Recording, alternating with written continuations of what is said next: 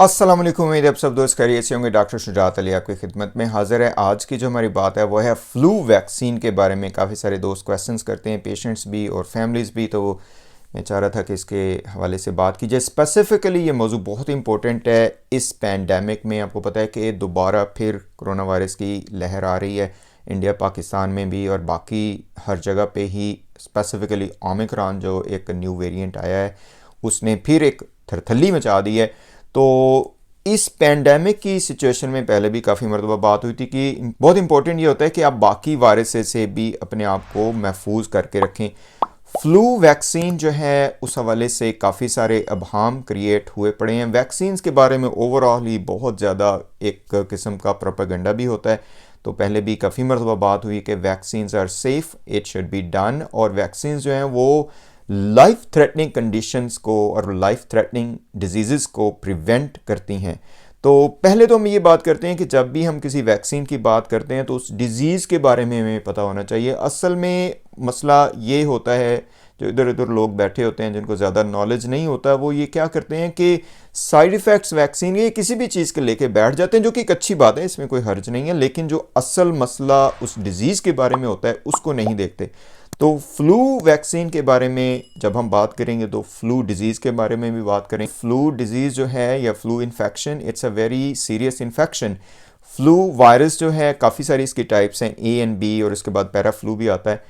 काफ़ी इसकी हर साल इन्फेक्टिविटी होती है, डेथ्स होती हैं, कॉम्प्लिकेशंस होती हैं। जो मोस्ट इंपॉर्टेंट बात है जो मैं आपको बताना चाह रहा था वो ये है कि फ्लू इन्फेक्शन आपकी बॉडी के किसी भी ऑर्गन को अफेक्ट कर सकती है।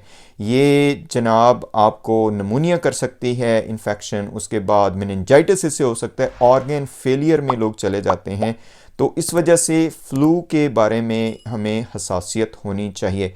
एक और जो बहुत इंपॉर्टेंट बात है वो ये है कि जब भी आपको कोई भी वायरल इन्फेक्शन होती है, स्पेसिफिकली फ़्लू, आपकी इम्यूनिटी चूँकि डाउन होती है तो इसमें सुपर एडेड बैक्टीरियल इन्फेक्शन के चांसेस बहुत होते हैं और फ्लू की कॉम्प्लिकेशंस के बारे में लोगों को ज़्यादा नहीं बताया जाता। तो ये बहुत इंपॉर्टेंट पॉइंट है कि फ़्लू ना सिर्फ इटसेल्फ ख़तरनाक है बल्कि इसकी जो सुपर एडेड कॉम्प्लिकेशंस हैं वो बहुत ज़्यादा सीरियस साबित हो सकती हैं। उसमें एक मिसाल जो मैं आपको दे सकता हूँ वो यहाँ पे वो है नमूनिया।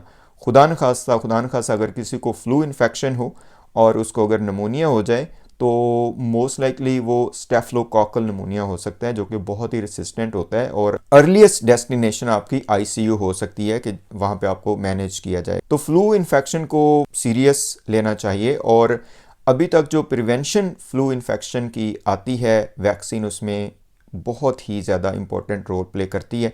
अच्छा, इसमें बहुत से लोग कहते हैं कि जो कि हर साल स्ट्रेन चेंज होती रहती है तो इस वजह से हम हर साल लगवाएं, और इसका फ़ायदा क्या है कि अगर इसकी 20% प्रोटेक्शन है तो बीइंग अ फिजिशियन और चूँकि पेशेंट्स ट्रीट करते हैं और सीरियस पेशेंट ट्रीट किए हुए हैं मैंने और करता भी हूँ, तो उस हवाले से मैं बता दूं कि 20% प्रोटेक्शन भी उस वक्त आपके लिए बहुत ही फ़ायदेमंद होती है। इसकी मिसाल ऐसी है कि डूबते को तिनके का सहारा, खुदा न खासा अगर आपको फ्लू इन्फेक्शन हो जाए। फ्लू वैक्सीन जो है वो डिजीज़ सिवियरिटी को कम करती है। इन्फेक्शन फिर भी आपको हो सकती है लेकिन आपको माइल्ड सिम्टम्स हो सकते हैं, और अगर आपने वैक्सीन नहीं करवाई हुई तो सीवियर डिजीज़ हो सकती है। फ्लू वैक्सीन का स्केड्यूल कुछ इस तरह का है कि 6 मंथ एज से ऑनवर्ड ये वैक्सीन आप लगवा सकते हैं। तो बच्चों के लिए ये है कि 6 मंथ से ऑनवर्ड आप लगवा सकते हैं। डोजेस का इसमें डिफरेंस है कि 6 मंथ से 9 ईयर तक अगर आपने पहले कभी आपके बच्चे ने वैक्सीन नहीं ली हुई तो आपको 2 डोजेज़ लेनी पड़ेंगी 1 सीज़न के लिए,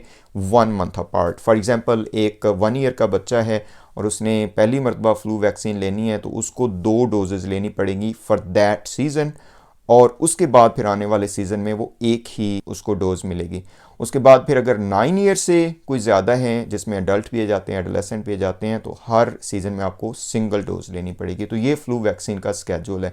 साइड इफ़ेक्ट्स फ्लू वैक्सीन के आम वैक्सीन के साइड इफ़ेक्ट्स की तरह ही होते हैं, जिसमें आपको लोकल इंजेक्शन साइट पे पेन हो सकता है, कुछ फीवर भी केसेस रिपोर्ट होते हैं, और उसके बाद हेडेक भी होती है। बहुत इंपॉर्टेंट चीज़ जो याद रखने वाली वो ये है कि फ्लू वैक्सीन आपको फ्लू नहीं करवाती।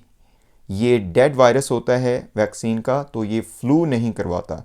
इसमें वैक्सीन के बारे में एक और बात याद रखने की ये है कि जब भी कभी आपको वायरल इन्फेक्शन हो और अगर आप उस वक्त कोई वैक्सीन लगवाएं तो वो वायरल इन्फेक्शन आपकी ज़्यादा पोटेंशिएट हो सकती है।